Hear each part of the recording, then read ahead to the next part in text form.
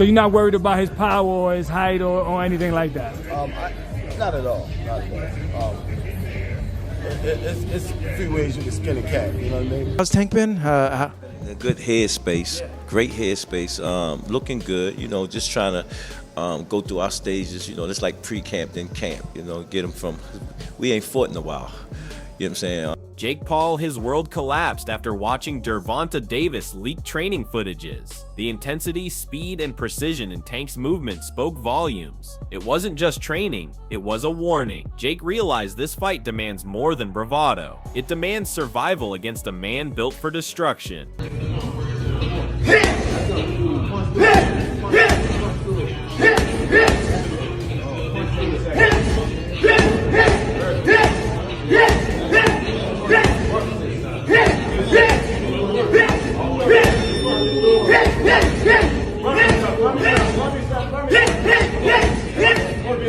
There's a calm confidence in Jake's tone, but behind it lies the tension of a man walking into deep waters. He admits Tank holds nearly every advantage: speed, skill, experience. His talk of strength sounds like a cover for doubt, not dominance, and he knows it. How's training going for your fight? I think fans are very excited for you and Tank. Yeah, no, I'm locked in. I know this is my toughest fight. He's undefeated, highly skilled, most experienced fighter I've fought, top 5 pound for pound. So I have to have the best version of myself. I know how fast he is. I know how strong he is. I believe I'm stronger, more athletic, and that's my advantage going into the fight. But he pretty much has every other advantage.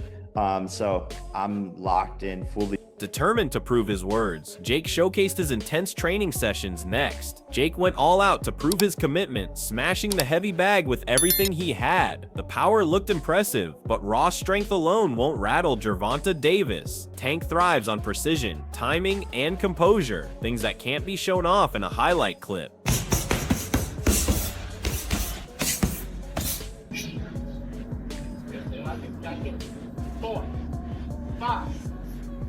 Coach Ellis didn't flinch for a second. His confidence said everything. They've already figured Jake Paul out. Size doesn't intimidate Tank's camp. They've built a plan around it. When Ellis says 3 ways to skin a cat, it's a warning. They're ready to dismantle Jake from every angle. Jake Paul's like a heavyweight, Tank's a lightweight. How does he adjust to that weight? You know, how do you see the fight playing out? I can't give up too much, but we're going to cross that bridge when we get to it. Definitely. So you're not worried about his power or his height or anything like that? Not at all. Not at all. Carl Froch didn't hold back. He called Jake Paul what many are thinking, a bully. To go from chasing heavyweights to targeting a man nearly half his size screams desperation. Froch's words hit hard because they came from a fighter's perspective, someone who understands real competition.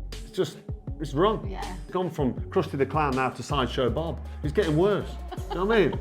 Like, this is a guy that's just taking a piss out of the sport, and I don't think this is actually gained much interest. The press conference was dead. Yeah, I noticed there weren't many press there. It's not had a big media coverage. Yeah. I think people are finally realising, actually, that this is a big charade. And yeah, I think I'm not impressed. Gervonta Davis, I think maybe he's had enough of the game.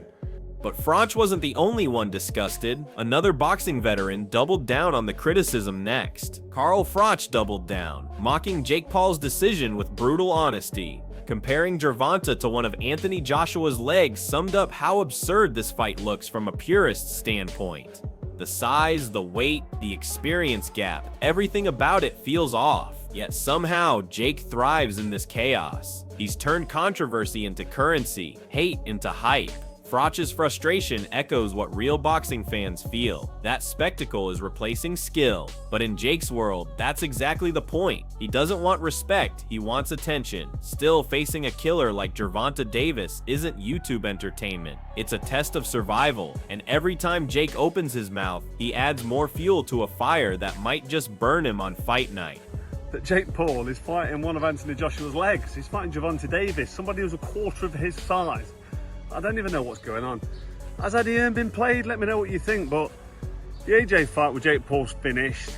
Gervonta Davis, fake Paul, November. I don't know what's going on in the world of boxing. This is an Tony Bellew's analysis was blunt and brutal. Gervonta's power is real, and Jake's never faced anything like it. Forget YouTuber knockouts or padded sparring sessions. Tank Davis punches with a different kind of intent. Bellew painted the reality clearly. Once those 8-ounce gloves land, there's no escape, no edit, no retake. Jake's bravado might sell pay-per-views, but it won't protect his chin when Tank unleashes that left hand. Even the talk of using 16-ounce gloves and headgear only highlights the fear surrounding this fight. Deep down, everyone knows, if this were a professional bout with real rules, Jake wouldn't make it past the 3rd round. Bellew's tone wasn't mocking, it was a warning. Jake might be stepping into the ring for clout, but Tank's stepping in to end myths. We haven't really seen Legitimate power. Yes, isn't he? We haven't really seen Jake Paul take a proper No, I mean, shot. listen, he'll have a lot of smoke blown up his backside by his coaching team and people like that, but when he gets hit for real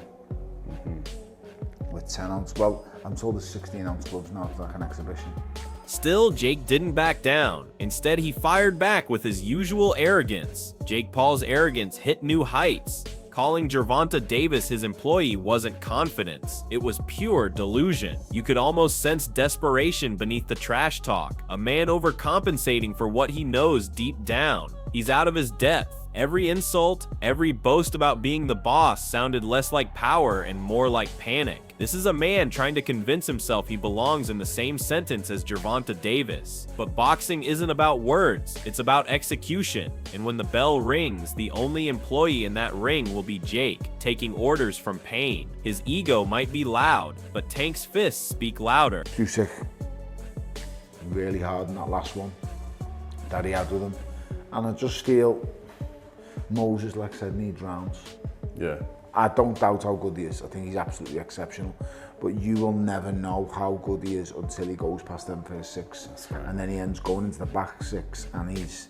Eddie Hearn's words carried the weight of honesty. This fight might sell, but it's not boxing. He separated business from integrity, acknowledging Jake Paul's genius in marketing, while condemning the circus that follows him. To Hearn, Gervonta Davis represents everything pure about the sport: discipline, talent, legacy, while Jake symbolizes the social media invasion that's blurred boxing's identity. Yet even Eddie admits the numbers don't lie. Fans will tune in, critics will rant, but Jake's name keeps headlines alive.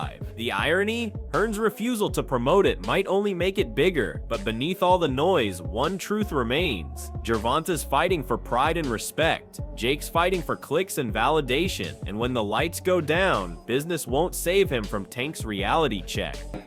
Jake Paul against Gervonta Davis, it'll probably do massive numbers. So that's when you really have to differentiate yourself between, just because you don't like it doesn't mean it isn't going to do good business. Now, whether you want to be involved with it is another kettle of fish. I don't want to be involved with it, but I do respect the fact that it's going to do big numbers. It's just not boxing. And I don't think we should promote it as boxing. Shakur Stevenson's take was pure professionalism mixed with sharp realism. The tone in his voice wasn't mocking, it was surgical. When he said he could see Gervonta outboxing Jake easily, it wasn't arrogance. It was an honest assessment from one technician recognizing another. Shakur's confidence in Tank reflects what real boxing IQ looks like. He's seen the sharp counters, the controlled aggression, and the ability to adapt mid-round, skills Jake Paul simply hasn't developed. The truth is, Jake's used to opponents who play into his rhythm, not those who break it. Against Gervonta, every mistake will be punished, every opening exploited. Shakur knows this sport's fundamentals: footwork, distance, timing, and he knows Jake lacks all three at the elite level. That's why his final no way hit harder than any punch. It wasn't just disbelief, it was certainty. Jake Paul's confidence might entertain fans, but in Shakur's world, fantasy fades under real fire. So I could see Tank just outboxing him and making it real easy. Is there any way you could, any realistic or legitimate way in your mind you could see Jake Paul winning a fight against Tank? No. No way. Nope.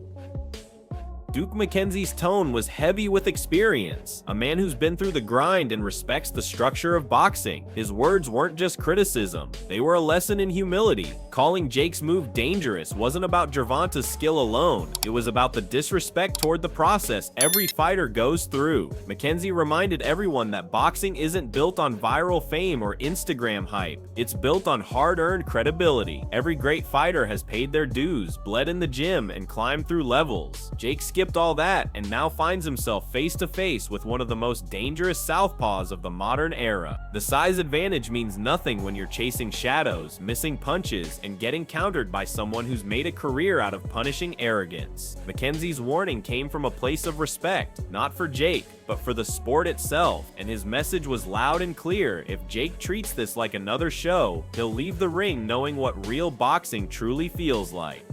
I think it's a very dangerous fight, because we've got a trained athlete who's 18 stone plus against a much smaller guy who really, he's not, he hasn't earned the right, I don't believe. Michael Bisping's breakdown hit like a verbal knockout. He's a man who's lived through the brutality of combat sports, and his perspective carried authority. A near 100-pound weight gap isn't just a statistic, it's a statement about how far Jake Paul will go to create spectacle over substance. Calling him a bully wasn't Bisping being dramatic, it was calling out a pattern. Jake's built a brand around cherry-picking opponents, smaller, older, less experienced, and dressing it up as bravery. But this time, it's different. Gervonta might be smaller, but he's built with the precision and explosiveness that makes size irrelevant. Bisping knows what happens when arrogance meets real ability. It ends badly. His frustration echoed what traditional fight fans feel: the sport deserves authenticity, not algorithms. Jake's playing a dangerous game, mistaking attention for ability, and when Bisping says it's insane, he's not exaggerating. He's exposing how fragile Jake's illusion of dominance really is. Jake Paul, I think when he weighed in for Mike Tyson,